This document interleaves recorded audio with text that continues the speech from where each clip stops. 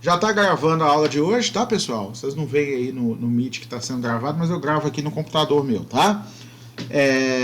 Prazer estar com vocês, tá? É uma alegria mesmo estar com vocês de novo ao vivo, né? Já que semana passada não tivemos essa oportunidade por causa da palestra, tá ok? Hoje a gente vai falar sobre contratos empresariais. Eu não vou falar sobre todos os contratos empresariais, porque não dá tempo nessa disciplina, mas eu vou dar uma noção dos principais contratos empresariais que vocês vão ver, pelo menos os mais comuns, né? E os mais interessantes também para se aprender. Primeiro, antes de falar sobre os contratos em espécie, nós vamos ver um pouquinho sobre teoria geral dos contratos, tá? Sobre validade dos contratos, sobre o que é necessário para formar um contrato. Vamos lá então. Primeiro, comecemos com o conceito de contrato. Contrato é um negócio jurídico destinado a produzir, ou seja, criar, modificar ou extinguir direitos e obrigações através do acordo de vontades entre duas pessoas contratantes. Então, o contrato nada mais é que um acordo que gera obrigações. Aí está escrito no conceito que gera uma obrigação, mas pode gerar várias obrigações, um único contrato. Tá? Então, não necessariamente um contrato vai gerar uma obrigação só. Vamos exemplificar. Se eu contratar com a Larissa que eu vou vender um carro para ela, a partir do momento em que nós assinamos o contrato, ou seja, que nós fechamos o contrato, eu tenho uma obrigação, que é entregar a ela o carro. E ela tem outra obrigação, que é entregar a mim o dinheiro.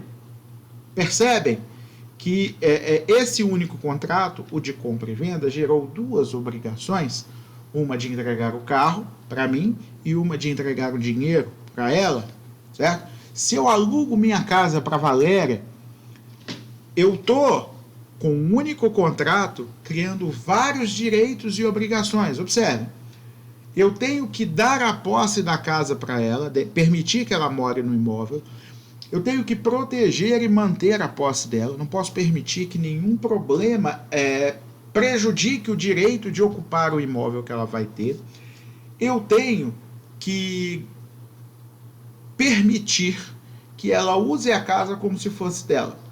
Por outro lado, ela tem que conservar o imóvel, evitando que ele se deteriore, ela tem que pagar mensalmente o aluguel, ela tem que restituir o imóvel, devolver no final do contrato, ela tem que fazer os reparos necessários para me entregar o imóvel no estado em que ela recebeu, ou seja, tanto eu quanto ela, em um único contrato, criamos para nós várias obrigações e vários direitos.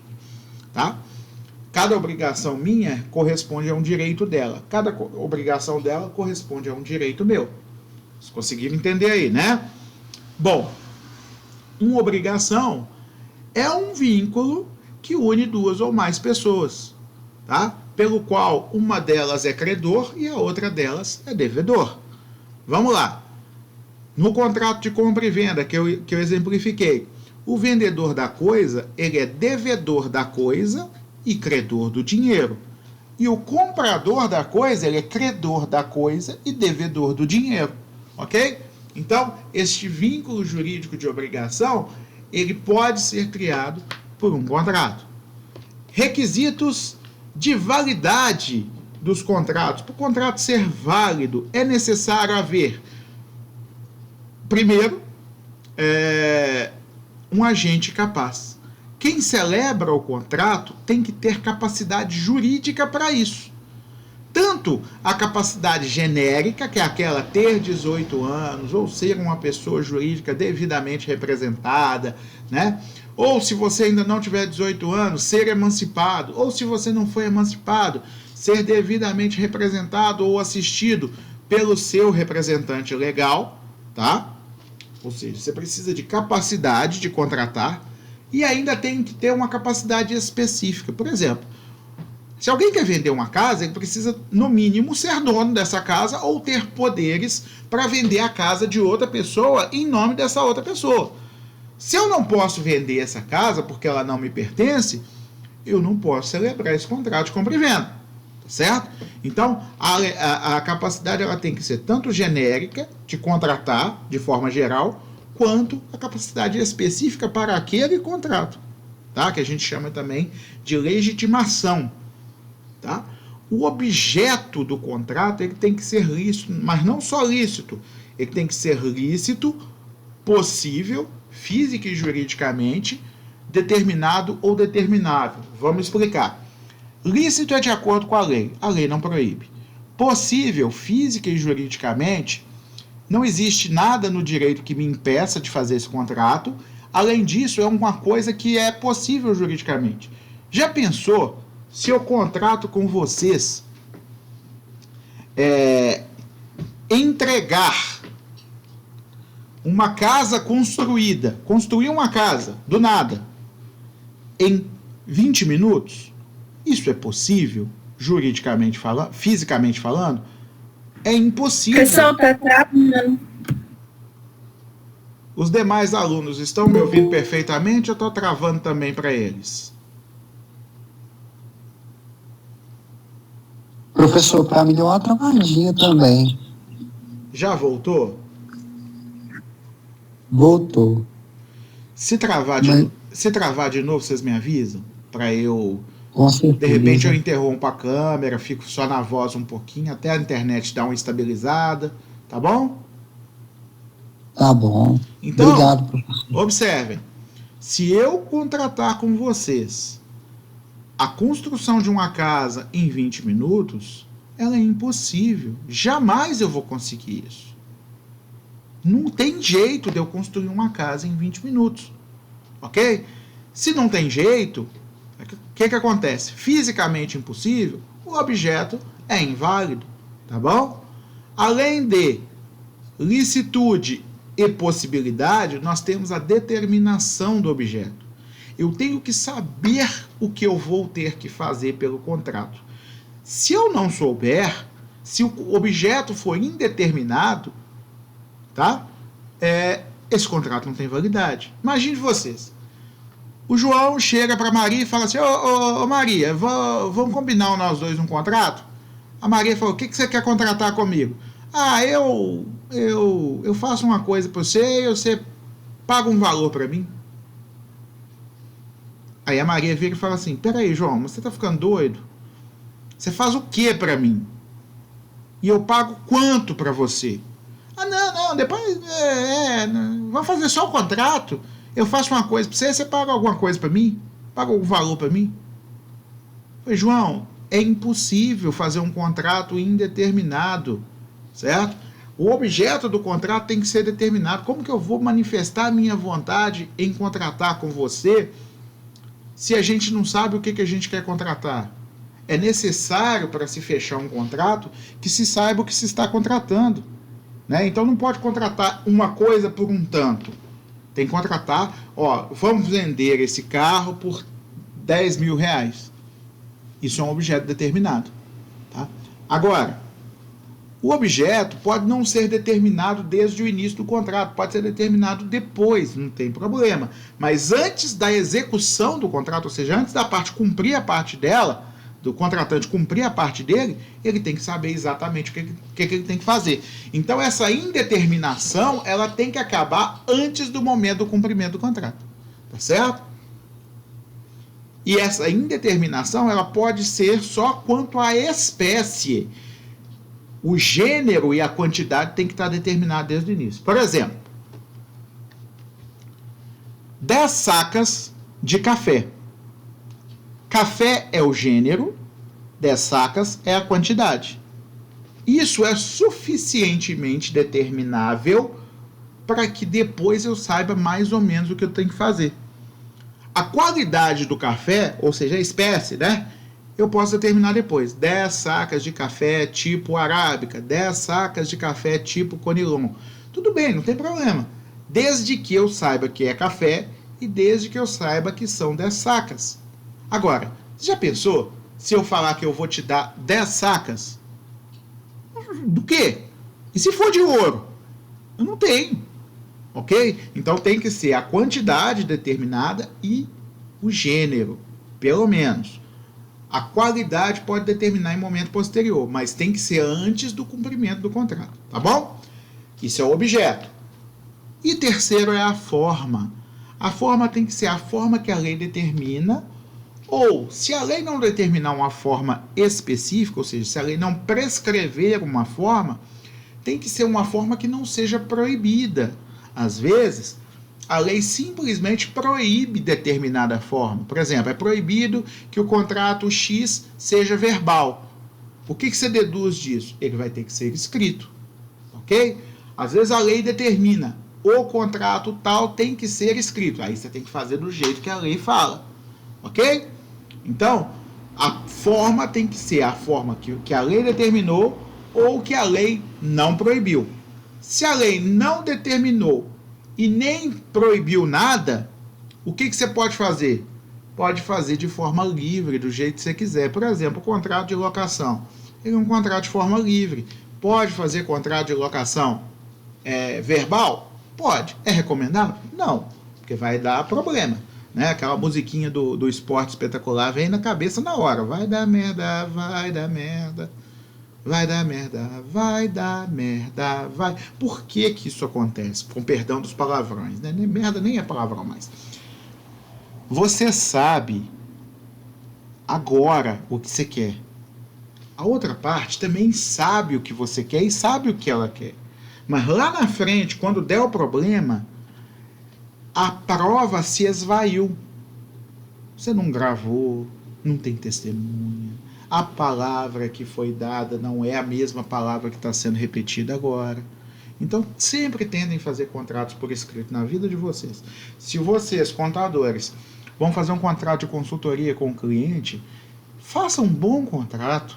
Se vocês não sabem fazer um bom contrato, contratem um advogado para fazer um bom contrato para vocês. Ah, professor, mas tem um advogado que está cobrando R$3.000 ou R$2.000 para fazer um bom contrato para nós. Gente, isso é dinheiro de pinga, se você só pensar o prejuízo que um mau contrato pode vir a dar para vocês.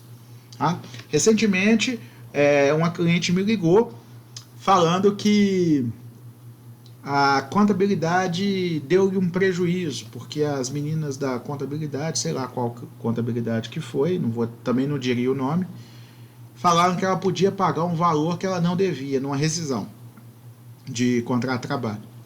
Ela pegou e pagou. Posteriormente, ela me questionou. Eu deveria ter pago? Eu falei, não, esse valor não é devido. Certo? Aí ela pegou e falou, mas como assim? Me falaram que era devido. O que eu posso fazer? Eu falei, o que você pode fazer é chamar seu contador para conversar, explicar para ele que houve um erro, tá? E que você, levada por esse erro, você teve um prejuízo, e ver o que ele pode fazer por você. De repente, vocês dividem o prejuízo, ele te devolve metade do dinheiro e você fica metade do prejuízo, de repente ele te devolve tudo. Alguma coisa pode ser feita. Agora, se você quiser brigar com a sua contabilidade, o que eu não recomendo, você vai ter que processá-la. Se ela não concordar em te devolver tudo, ou uma parte que você fique satisfeita, você vai ter que processá-la. A probabilidade de ganhar é boa, entretanto, vai acarretar um problema. Ela pegou, conversou direitinho, né? Na época eu dei para ela uma orientação sobre o que falar, conversou, a contabilidade virou e falou, não, teve um erro mesmo, vamos fazer o seguinte, nós vamos te devolver tudo, nos próximos 2 meses você não precisa pagar nada para nós. Olha o prejuízo que isso pode dar para vocês.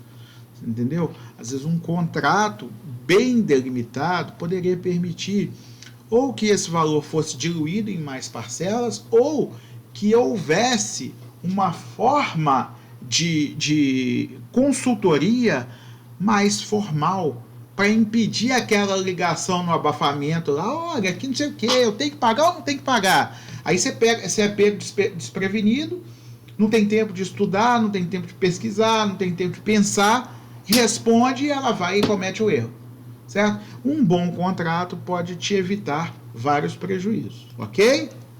Cuidado com contrato feito de forma porca, de forma econômica. Celebrar contratos é inerente à atividade empresarial. Toda atividade empresarial vai ter contrato, tá? Esses contratos podem estar sujeitos a diferentes regimes jurídicos. Pode ser um contrato de prestação de serviço de natureza civil, se você, por exemplo, for um contador que está sendo contratado para prestar uma consultoria.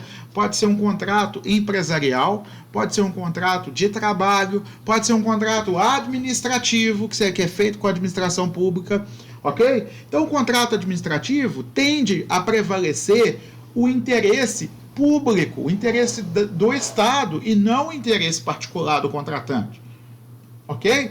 No contrato de trabalho, há normas protetivas dos interesses dos empregados.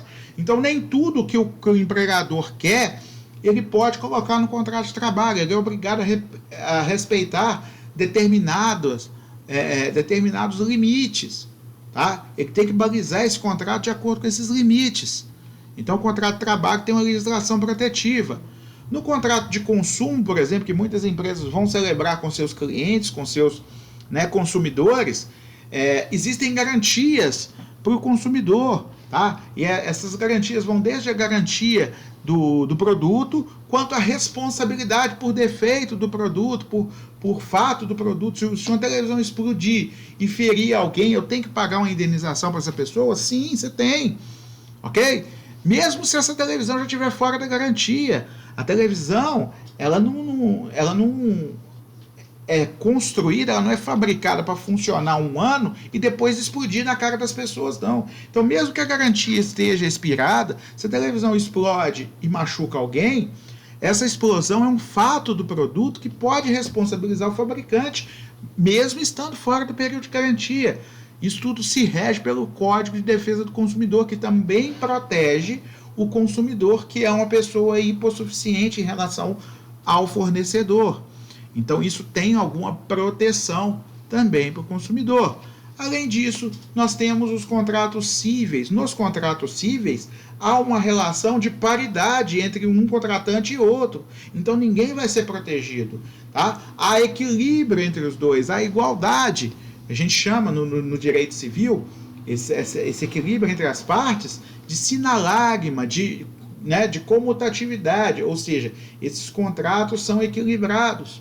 Nos contratos empresariais e mercantis, objeto do que a gente está estudando agora, além desse equilíbrio, existem regras próprias que também obedecem o Código Civil, porém estão dentro de outra disciplina de estudos que é o direito empresarial e não necessariamente o direito civil. Por exemplo, a compra e venda mercantil rege-se pelos mesmos artigos da compra e venda civil. Ok? A diferença são as pessoas que contratam. A finalidade é empresarial, as partes contratantes são empresas, são pessoas jurídicas de direito privado, são sociedades empresárias. Então, é uma compra e venda mercantil. Se forem particulares, aí será uma compra e venda civil. Tá? Então, todas as vezes que a gente falar de um contrato mercantil, a finalidade é empresarial e, provavelmente, as partes contratantes são pessoas jurídicas chamadas sociedades empresárias ou pessoas físicas chamadas empresários. Tá bom? Bom, vamos lá falar de alguns princípios do direito contratual. Princípios que regem o direito contratual. O primeiro deles a gente chama de consensualismo, que significa convergência de vontades, consenso. O contrato, ele não precisa de muita coisa para se formar. Quando a lei não estabelece nada especial, nenhum ato específico, basta, às vezes, o acordo de vontade.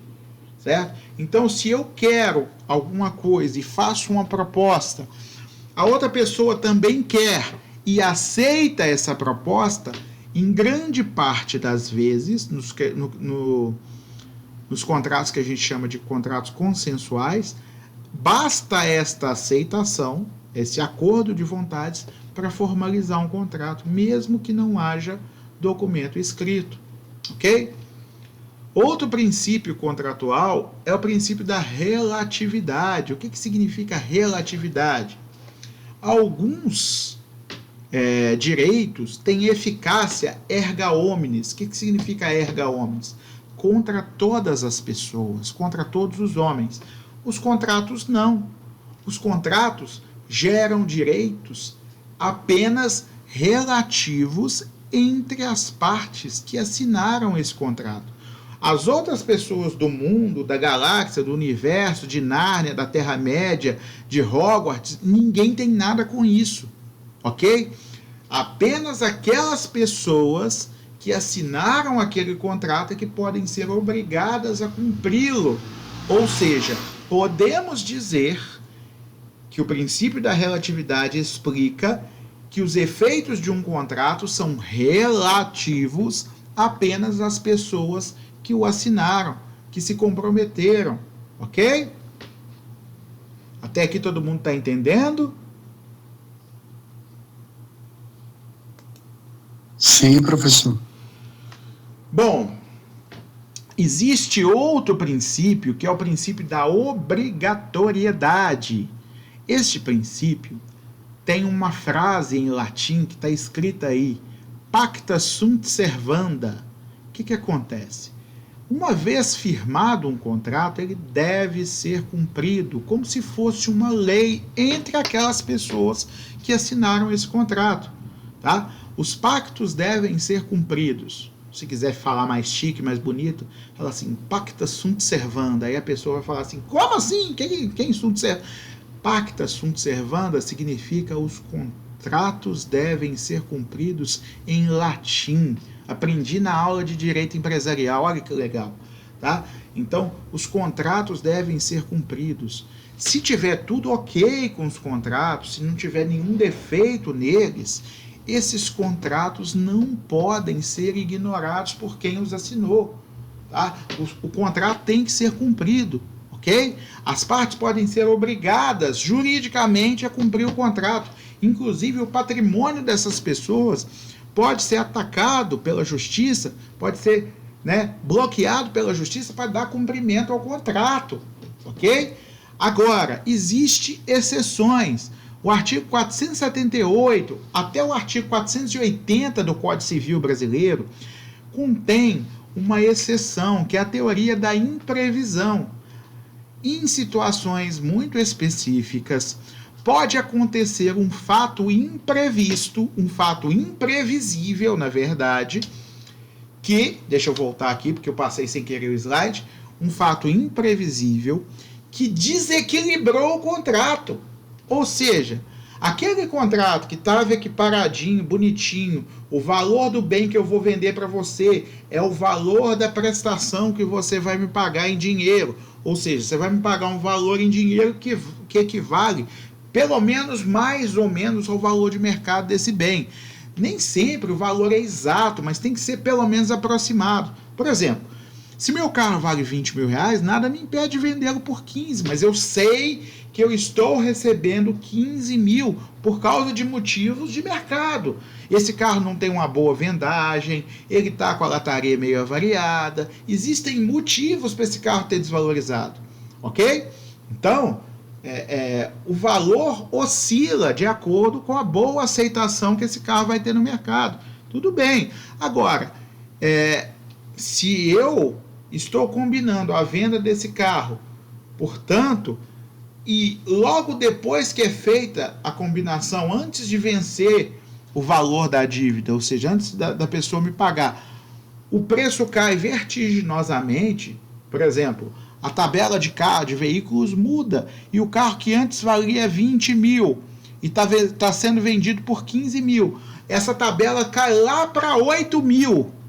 Ou seja, aquele carro que você está pagando 15, que vale 20, passa a valer 8 mil.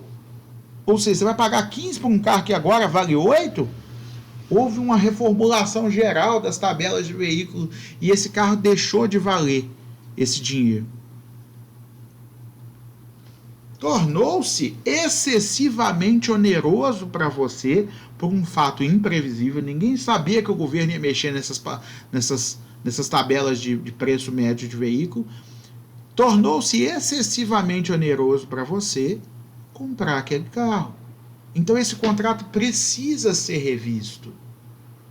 Precisa ser revisto, porque se você comprar aquele carro, você vai tomar um prejuízo muito grande. Ok? Isso vale para qualquer contrato. Desde que o equilíbrio deste contrato tenha sido rompido, tá? Tornando-se excessivamente oneroso para um e excessivamente vantajoso para o outro, por um fato imprevisível para os dois no momento da contratação. Ou seja, lá no momento da contratação não dava para saber que isso ia acontecer. E sem que ninguém soubesse, aconteceu um troço maluco. Vamos dar um exemplo aqui de fato imprevisível. A Volkswagen se compromete a entregar para determinada concessionária 100 veículos, tá? Para que sejam expostos e vendidos por essa concessionária. Só que, antes que esses veículos vão ser entregues daqui a 6 meses, tá? Eles vão ser fabricados ainda, não existem esses veículos. Antes mesmo que ela pudesse começar a fabricar esses veículos, hoje, logo depois que o contrato foi assinado, estourou a Terceira Guerra Mundial e o Brasil entrou na guerra. E aí a fábrica da Volkswagen no Brasil foi convertida para ser uma fábrica de veículos de guerra. Ou seja, o governo determinou que a Volkswagen parasse de fazer carro para o povo comprar, deixa o povo com os carros velhos mesmo, e vamos fazer tanque de guerra, vamos fazer veículos de combate, caminhões para levar suprimento, etc, etc, etc. A Volkswagen, o governo determina que ela converta toda a sua linha de montagem para fabricar veículos para a guerra. Vocês perceberam que de uma hora para outra a Volkswagen foi obrigada a converter a linha de montagem dela? Se ela quiser entregar esses carros para você, ela teria que construir uma nova fábrica para te entregar 100 veículos. Não vale a pena, certo? Então esse contrato ele se tornou excessivamente oneroso para uma parte e excessivamente vantajoso para outra. Porque a partir do momento que não vai ter mais carro no mercado, o preço do carro também vai subir. Ok? E tendo subido o preço do carro, você combinou comprar esses carros por um preço muito menor da Volkswagen. Se ela tiver que cumprir esse contrato, será prejuízo para ela. Porque, inclusive, o aço aumentou de preço, porque agora todo o aço vai para a guerra, para a indústria da guerra. Não tem mais aço para construir carro. Nossa, professor, mas que exemplo absurdo que você deu. Você quer um exemplo melhor? Mais fácil de entender, mais fácil de acontecer? Tira a guerra, bota a pandemia. Certo? Imagine você que pela impossibilidade de realizar shows, tá?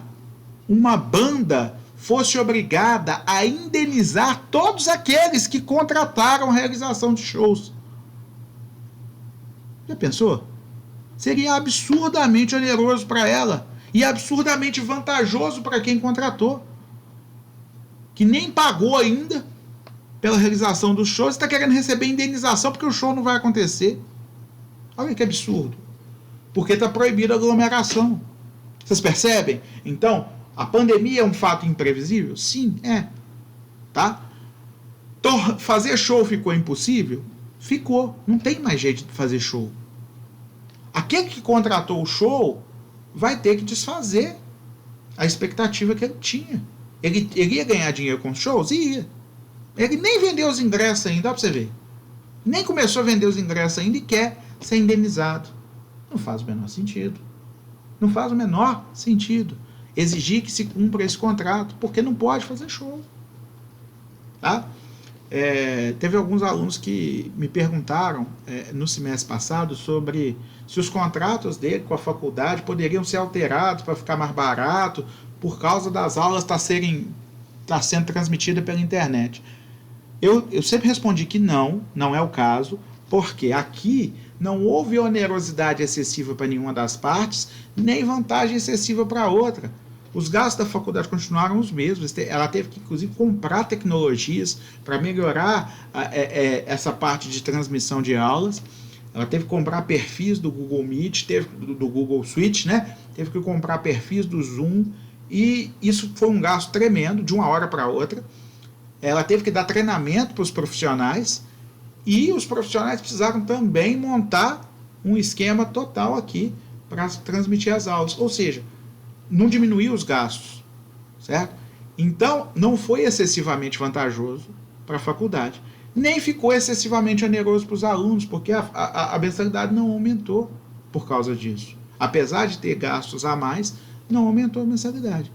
Então, não houve o desequilíbrio contratual necessário para o contrato ser revisto pela teoria da imprevisão.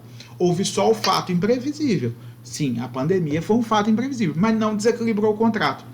Quando desequilibra, aí não tem mais jeito. Tem que rever. Ok? Então, todas as vezes que o artigo 478 fala o seguinte: todas as vezes que um contrato ficar excessivamente oneroso para uma das partes, excessivamente vantajoso para a outra parte, por causa de um fato imprevisível para elas que aconteceu, esse contrato pode ser revisto. Tá? A cláusula que impede, que existe em todos os contratos comutativos, que esses contratos equilibrados, que impede esse desequilíbrio, é uma cláusula que em latim chama rebus sic stantibus. A gente pode dizer que é a cláusula do equilíbrio, que a prestação de uma das partes tem que equivaler em valor, mais ou menos, pelo menos, não precisa ser um valor exato, mas pelo menos próximo tem que chegar à parte cumprida pela outra parte, certo? Então, por exemplo, se eu estou vendendo para vocês um serviço, eu tenho que cobrar de vocês o valor, ao menos aproximado, desse serviço no mercado. Se eu estou vendendo para você um carro, eu tenho que cobrar de você o valor, ao menos aproximado, desse carro no mercado. Eu não posso querer vender para você um carro de 10 mil reais, que vale 10 mil reais, e te cobrar 200 mil. Tá? Ah, mas você aceitar vale. Não! Alguma coisa está te fazendo aceitar que não é a livre vontade de comprar esse carro, ok? Ele não vale 200 mil. Eu estou me enriquecendo indevidamente por causa desse carro. Então, a cláusula rebus sic stantibus, ela pede que as prestações sejam equilibradas. Óbvio que uma pode ser um pouquinho maior, outra um pouquinho menor. O desequilíbrio tem que ser pequenininho, tem que ser aceitável juridicamente falando. Não pode escapar de um dever que as partes têm de manterem a boa fé uma com a outra, ok?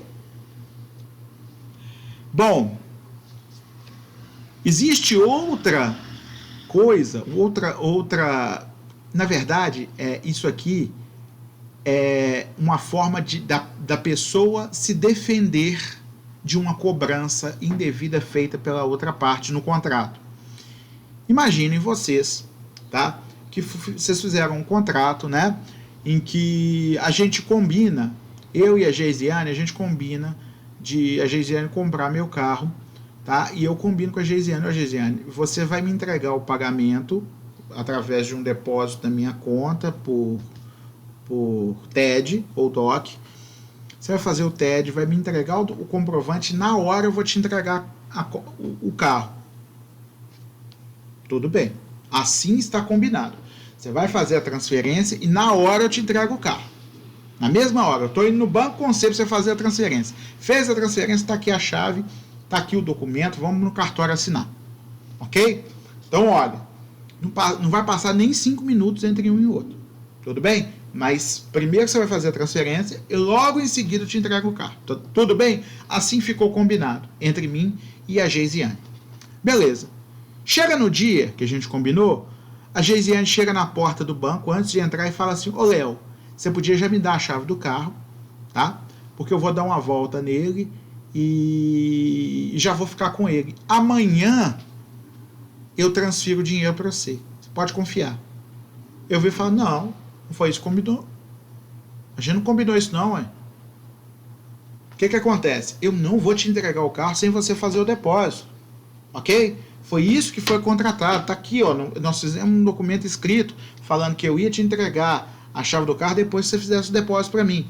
Aí ela fala, não, mas isso não é justo, porque eu posso fazer o depósito e você não me entregar o carro. Eu falei, minha filha, você não tem contrato escrito, você entra na justiça contra mim e pega o carro na minha mão. Eu não posso fugir de você, não tem como fugir de você, não. Você sabe meu endereço, você sabe meus documentos, você sabe tudo meu.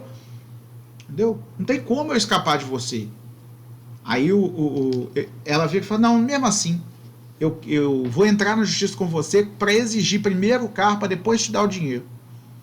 Aí se ela entra na justiça contra mim cobrando este carro, o que eu vou alegar? Exceptio non adimplete contractus, ou seja, exceção do contrato não cumprido. O que eu estou falando com isso? Eu estou dizendo, olha, senhor juiz, de fato eu não entreguei o carro para ela e nem vou entregar. Por quê? Porque ela não me pagou. O combinado era ela me pagar primeiro para depois eu entregar o carro para ela. É igual quando você está comprando uma casa. Né? Primeiro você dá a escritura, primeiro você paga o valor, depois o cara te dá a escritura. Ah, mas peraí, se ele não me der, por isso você assina um pré-contrato com ele, um compromisso de compra e venda, falando que primeiro ele vai pagar tudo, depois você vai dar a escritura. Ok? É assim que normalmente se fazem as coisas. E se faz dessa forma, existe um motivo, tem uma ordem natural dessas coisas. Porque é muito mais fácil ele provar que te pagou e depois receber a escritura, mesmo se você não quiser dar, o juiz determina que a casa seja transferida para o nome dele, do que você correr atrás dele, atrás de dinheiro e tentar anular a escritura que você já deu. Ok? Então, existe uma ordem natural das coisas. E se uma parte não cumpriu a sua parte, a que deveria cumprir primeiro, a outra também não pode ser obrigada a cumprir a parte dela, a que deveria cumprir depois. Ok? Então, cada um cumpre a sua parte na ordem em que deve se cumprir. Ok? Entenderam? O contrato firmado entre as partes, ele... Tem alguma pergunta? Eu vi um áudio aberto aí, pode falar.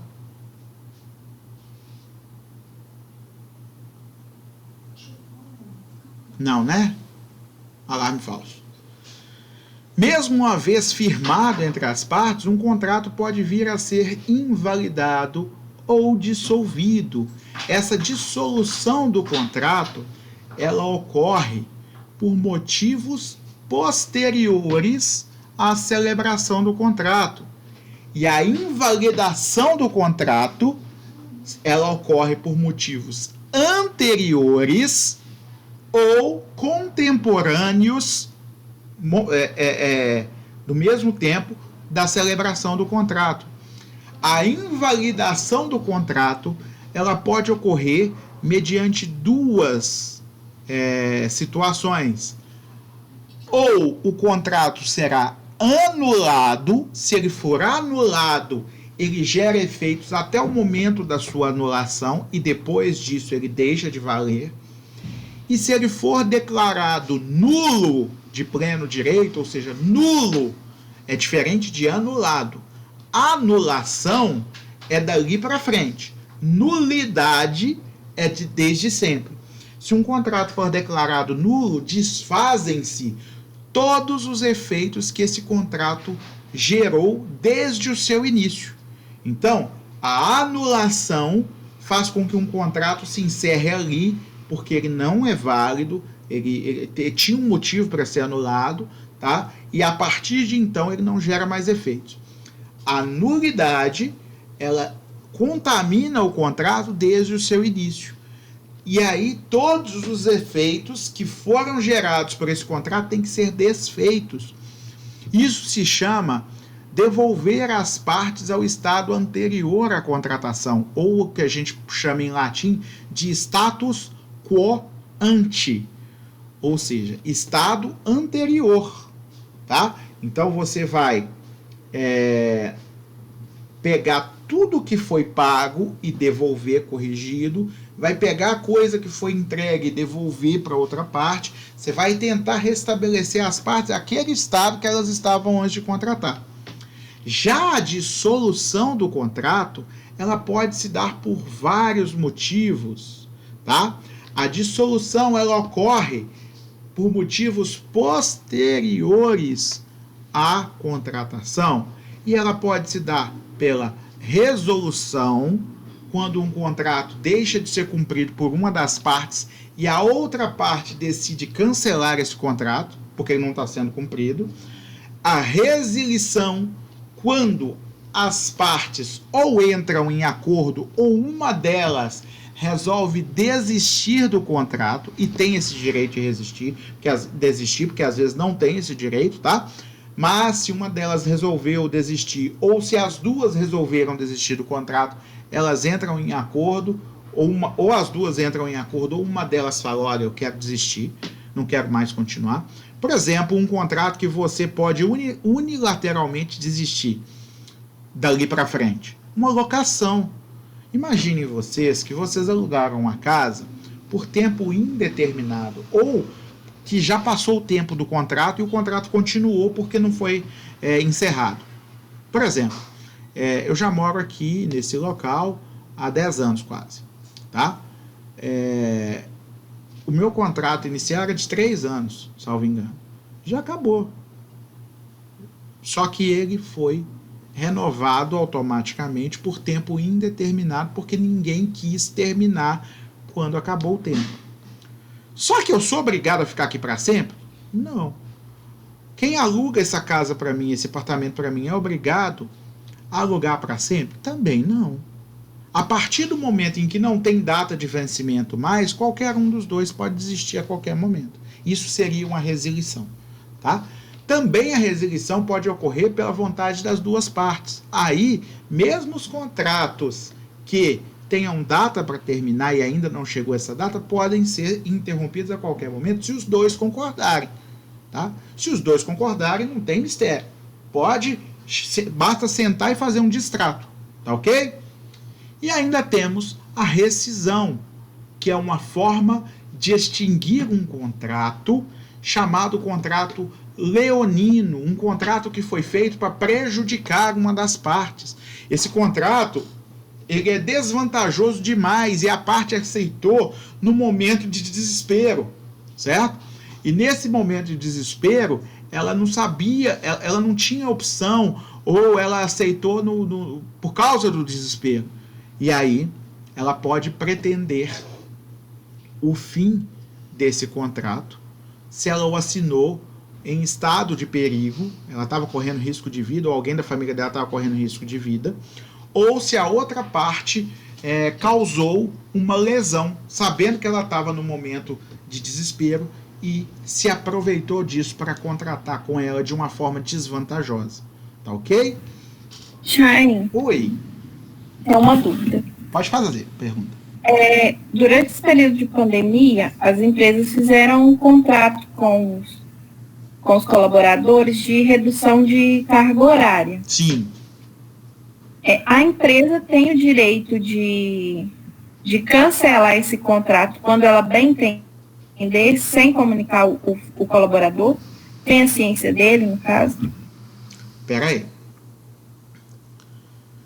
Você trabalhava 44 horas por semana, tá? A empresa vira para você e fala assim, olha, a partir de agora você vai trabalhar meio período, porque nós vamos ter que reduzir o pessoal, porque vai ter que ter distanciamento, tudo bem.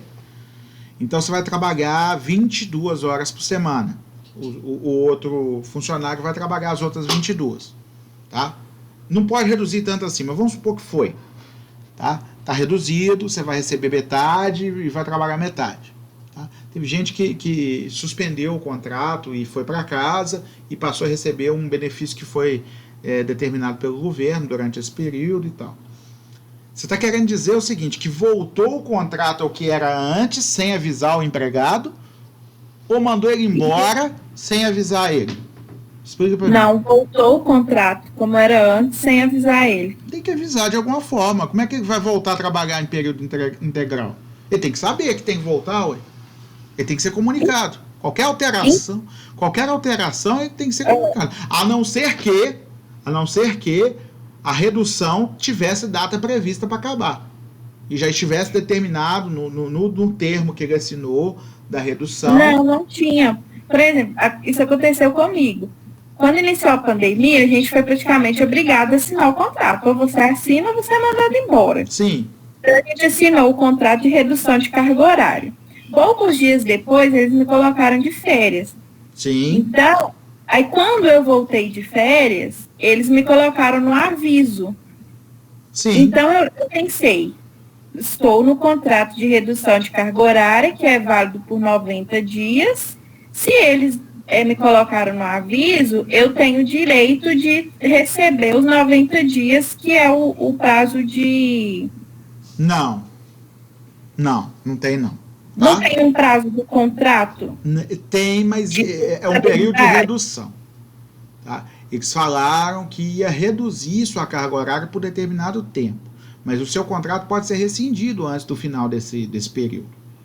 Entendeu? E o que eles fizeram foi te mandar embora.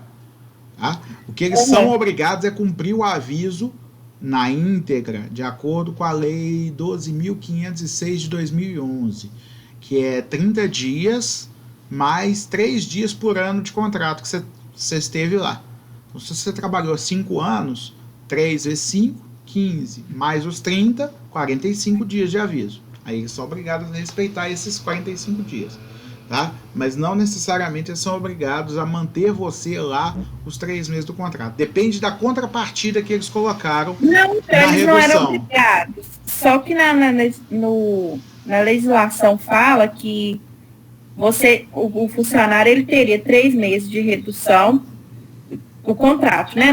Assinou 90 dias. Então, 3 meses eu trabalharia com redução de carga horária. 3 meses após aquele período, eles não poderiam me mandar embora sem me indenizar.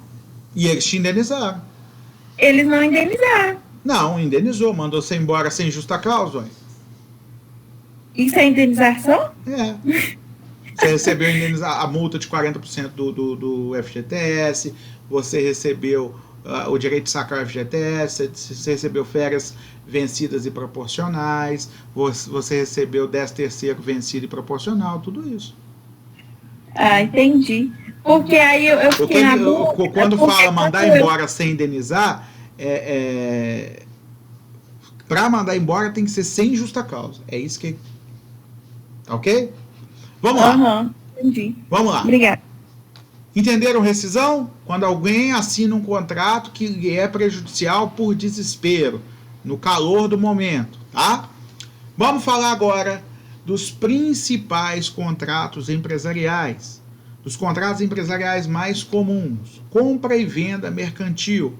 Compra e venda mercantil é um contrato que é regido pelos mesmos artigos da compra e venda comum civil. Porém, ele tem a especificidade de ser celebrado apenas por empresários. Então, quando se diz que um contrato é compra e venda empresarial ou mercantil, tanto o vendedor quanto o comprador da coisa precisam ser empresários. E a finalidade do negócio tem que ser no exercício da atividade empresarial. Por exemplo, eu sou empresário, a Ellen é empresária também. Eu posso vender meu carro pessoal para ela? Posso. Isso é um contrato mercantil? Não, eu sou empresarial, eu sou empresário lá na rua. Eu estou vendendo meu carro pessoal, que pertence à minha pessoa física.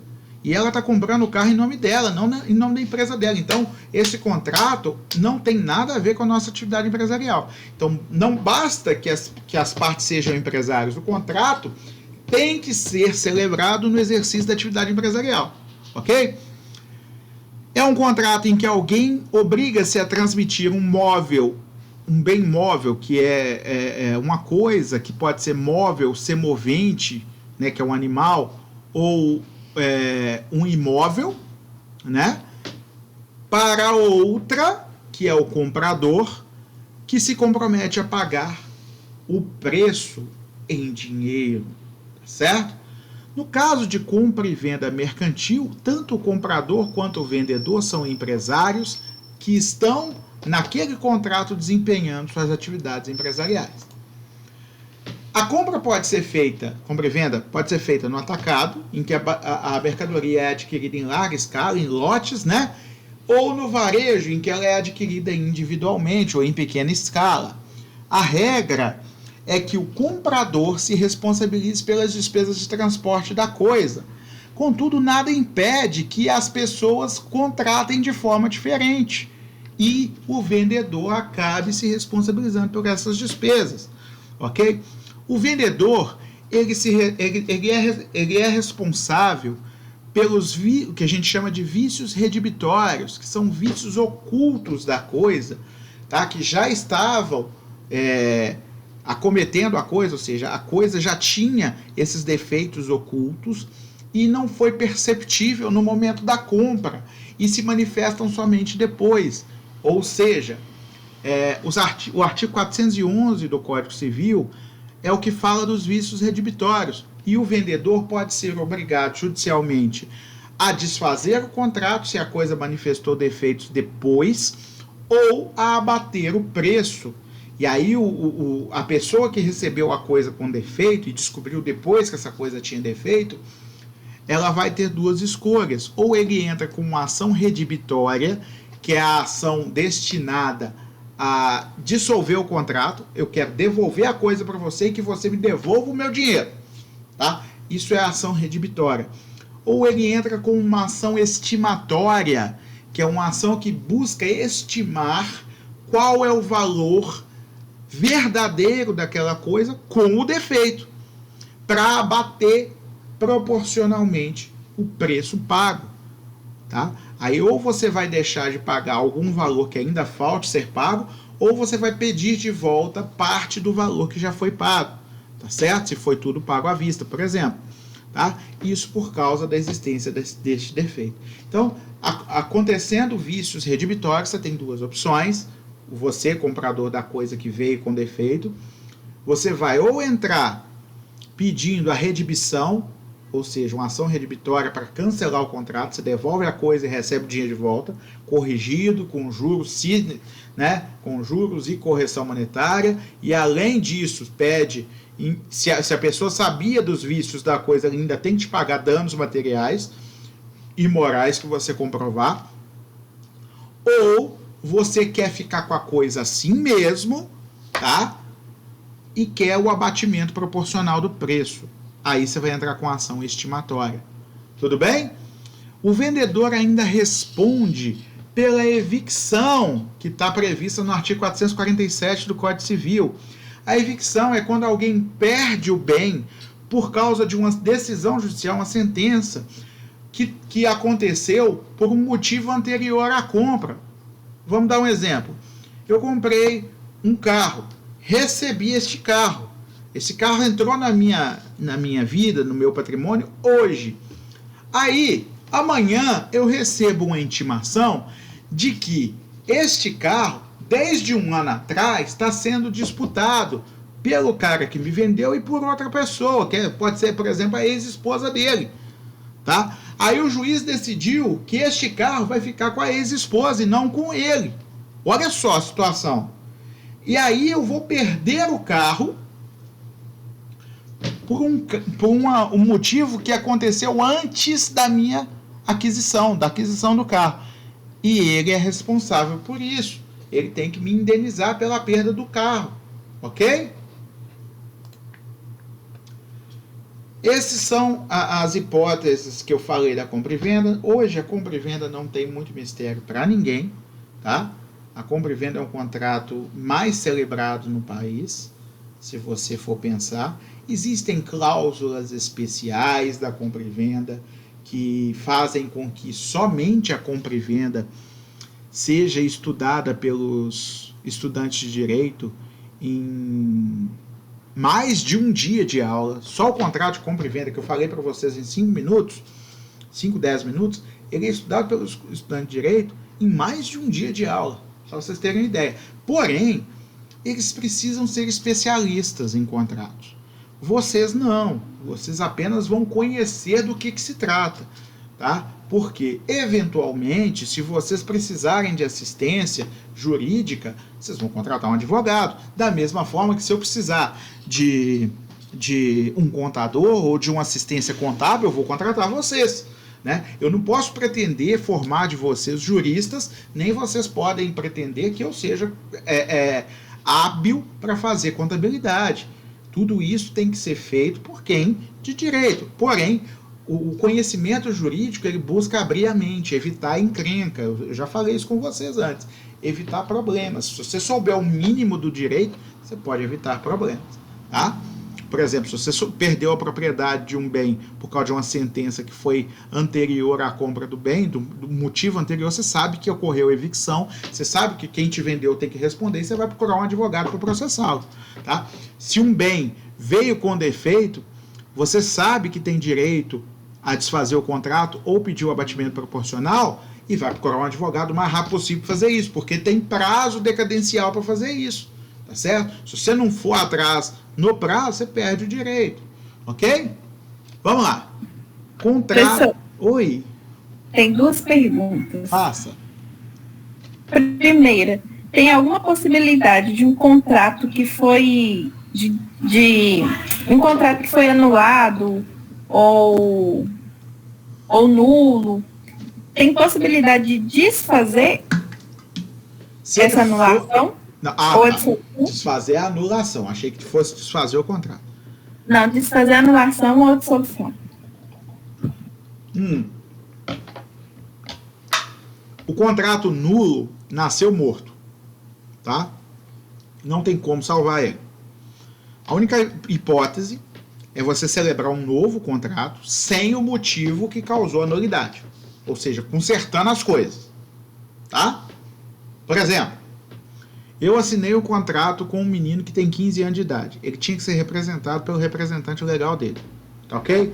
Eu não fiz questão da assinatura do representante legal. Esse contrato é nulo, tá? Nulidade. Não adianta eu depois querer que o representante legal dele assine. O contrato nasceu nulo. Não gera efeito nenhum desde o início. Agora, vamos pensar em outra hipótese. Um contrato anulável. Tá. Eu tô meio pancada das ideias, no sentido de que, não que eu esteja doente, nada disso. Eu só tô vacilando muito ultimamente. Aí eu vou celebrar um contrato com uma pessoa, a pessoa vira para mim e fala assim: ô Léo, é isso aqui que eu tô querendo te vender, olha. Ele está nesse estado, ok? Então você testa aí, olha aí. Aí eu acho que ele está me vendendo um troço que é diferente do que ele está me vendendo na verdade, tá certo? Ou seja, eu estou em erro. É um motivo para anular um contrato. Se eu conseguir provar que eu cometi um erro e que se eu soubesse do estado da coisa ou da característica da coisa, eu não compraria, tá? Eu estou em erro. Eu já celebrei contrato por erro. Por exemplo, uma vez eu comprei um aparelhinho que parecia ser Bluetooth para automotivo, ou seja, eu achava que servia para eu conseguir conectar o Spotify no som do carro. Chegou aqui e não era nada daquilo. Eu estava em erro. Eu achei que era uma coisa e não era. Ok? Esse tipo de contrato pode ser anulado. Tá? Enquanto ele não for anulado, ele gera efeitos. Depois que eu anular, entrar com um pedido de anulação e ele for anulado, ele morre. Ok? Você está me perguntando se tem como desfazer a anulação ou a nulidade. Não. Depois que a sentença que determinou a anulação ou declarou que o contrato era nulo transitou em julgado, ou seja, não cabe mais recurso, acabou. Não vai desfazer mais a nulidade, nem vai desfazer mais a anulação. Entretanto, se eu ainda não anulei um contrato, o contrato é anulável, ele não é nulo, tá? Eu, por vergonha, ou por comodismo, ou por, sei lá, preguiça, ou por não querer gastar com advogado, eu falo, quer saber? Deixa isso pra lá, vou aceitar esse trem do jeito que estou. E largo para lá, o contrato vai se convalidar. Ele vai se tornar válido pelo fato de eu não ter, no prazo que eu tinha para fazer isso, que é de 4 anos, pedido o cancelamento dele, pedido a anulação dele, tá certo? Mas isso não significa cancelar a anulação. Significa simplesmente não pedir a anulação e deixar para lá. Ok? Você falou que tinha 2 perguntas. Qual que é a outra? Eu esqueci, tô tentando lembrar. Tá bom, depois você faz a pergunta. Deixa eu terminar aqui, senão eu não consigo terminar a matéria, e aí depois você faz a pergunta. Eu até fico um pouquinho mais depois para te responder. Alienação fiduciária em garantia. Todo mundo já viu, talvez não tenha ouvido falar o nome. É o tipo de contrato que você faz quando você financia carro. Tá? O que é alienação fiduciária em garantia? É um contrato em que uma parte, que é chamado fiduciante, que é dono de um bem, aliena esse bem em confiança para outra parte, que é o fiduciário. Esse fiduciário é uma instituição bancária que se obriga a devolver a propriedade do bem ao final nos termos do contrato.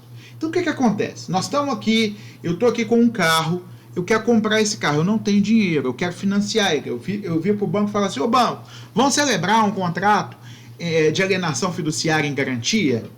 Aí o banco fala, vamos. Quanto você quer? Eu quero 20 mil para comprar esse carro. Tá bom, então eu tô aqui, ó, tá aqui 20 mil, tá bom? Você vai me pagar por esses 20 mil 36 parcelas de 1.000, ou seja, você vai me pagar 36 mil, tá bom? Depois não diga que assustou, é 36 parcelas de 1.000. Eu falo, tá bom, banco, tamo junto. Aí, o que acontece? Eu transfiro para o banco a propriedade do carro. O carro continua registrado em meu nome no Detran, só que no documento do carro aparece assim, escrito lá embaixo, alienado fiduciariamente para o Banco Itaú, por exemplo. Tá ok? Aí esse carro é do Banco Itaú, enquanto eu não pagar a última parcela do contrato. No dia que eu paguei a 36ª parcela de 1.000, o que o banco faz?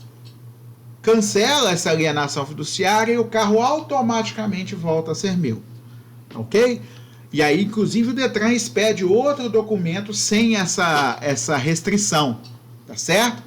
Tem muita gente que acha que se pagar 20 parcelas de 1.000, já pagou o carro. Não pagou. Porque grande parte do que você está pagando é amortização de juros. Amortização de juros? Não, é juros. Só uma pequena parte que é a amortização do débito, ou só uma parte do que você está pagando que é a amortização do débito. Então, na verdade, você não pagou o carro, você está pagando um pedacinho do carro todo mês, mas um pedaço também de juros, certo? Isso significa que o carro só volta a ser seu depois que você paga as 36 parcelas. Ok? Caso você não pague, o banco tem direito de buscar o carro através de uma ação que se chama de busca e apreensão do veículo. E uma vez que ele recupere o veículo, ele vai colocar esse veículo à venda e vai te devolver somente se sobrar dinheiro. Vamos dar um exemplo. Esse do carro, eu peguei 20 mil emprestado, paguei 24 parcelas de 1.000, tá certo? Faltava 12 mil para pagar, parei de pagar. Aí o banco entrou na justiça contra mim, cobrando, além dos 12 mil, juros, correção, etc., e honorários de advogado.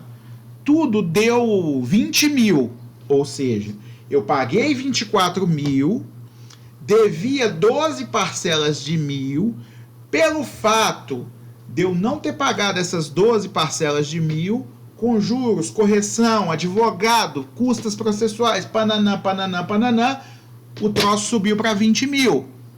ok? Então, eu estou tomando um prejuizaço. Eu paguei 2 carros, mais de 2 carros, ok? Aí, o banco pega esse carro. Esse carro, lá atrás, valia 20 mil. Hoje, ele vale 15. Olha só, o banco vende ele por 12. O banco pega esses 12 para ele e eu ainda estou devendo 8.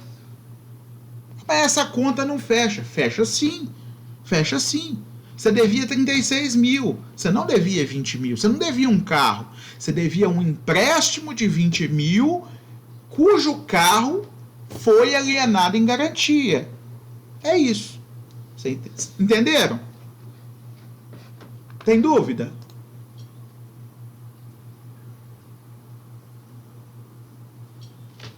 Entendi. Dá até pânico de ouvir isso, né? Que você pode perder o carro e ainda ficar devendo. Mas é a realidade, tá? Quem não quer ficar devendo, junta a grana e compra o carro à vista. Ou entra num consórcio que não tem juros, apenas taxa de administração. É muito mais fácil comprar um carro por um consórcio do que por um financiamento. A diferença é que você não recebe o carro imediatamente. Às vezes você tem um carrinho velho que está dando para o gasto lá, e aí você faz um consórcio, dá para você esperar sair e fica com o seu carrinho. Não troca imediatamente, tá ok? Contrato de arrendamento mercantil ou leasing. O que é esse contrato? Nesse contrato é um contrato de locação ou arrendamento. Professor, Oi. é até interessante essa questão do leasing, porque essa matéria a gente acabou de ter ela com o Fausto na aula de sexta-feira sobre leasing. Que bom. É bacana. Ainda não, Maria Alice. Estou corrigindo, tá, meu bem? Estou corrigindo, tá? Estou corrigindo e é muita coisa para corrigir, por isso que ainda não tive tempo de lançar. Mas amanhã eu já começo a fazer isso tudo, tá? Vamos lá.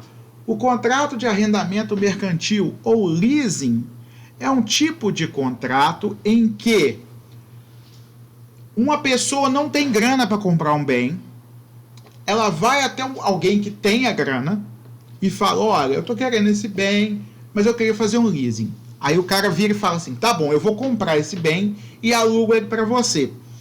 Os aluguéis que você vai me pagando, vai amortizando, vai como juros, né, do dinheiro que eu tô gastando, e também vai amortizando o valor do bem.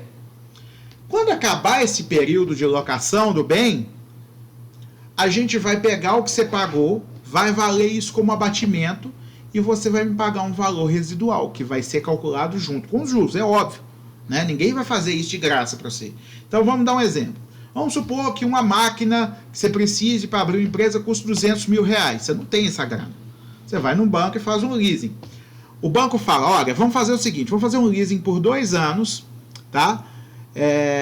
Nesses 2 anos, 24 vezes, você vai pagar 5 mil reais por mês por esse leasing. 24 vezes 5 dá 120 mil. Tudo bem? Tá. Aí, você pagou 24 parcelas de 5 mil. Terminou os 2 anos. O banco vira para você e fala assim, olha, a máquina custava 200 mil, tá? Você pagou 120 mil, restaram 80 mil mais juros. Esses juros a gente calculou em 40 mil.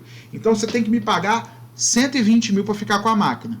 Você quer ficar com a máquina pelo valor residual?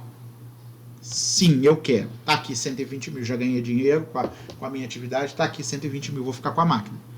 Tá ok? Se você não quiser, o banco pega a máquina, acabou o contrato de locação, você fica sem nada e ele vende a máquina para lá.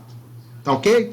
Se você não ficar com a máquina, você não tem direito a nada de volta, porque fica como se você estivesse alugando a máquina. Se você ficar com a máquina, você paga um valor residual que foi amortizado pelas prestações que você pagou. Certo? Então, nesse contrato, nós temos a arrendadora, que é a empresa de leasing, o arrendatário, que é quem pega a máquina, né? E o fabricante do bem. O fabricante, na verdade, ele recebe à vista. A arrendadora pega o bem e aluga para você. E paga para o fabricante. Tá ok? Este valor que sobra é o que a gente chama de valor residual. Você compra se você quiser. Se você não quiser, cada um vai para o seu canto. A arrendadora vai levar a máquina embora e vai vender no mercado. Ok, pessoal? Galerinha, são 21h58. Graças a Jesus, conseguimos terminar o que estava previsto para a aula de hoje. Tá certo?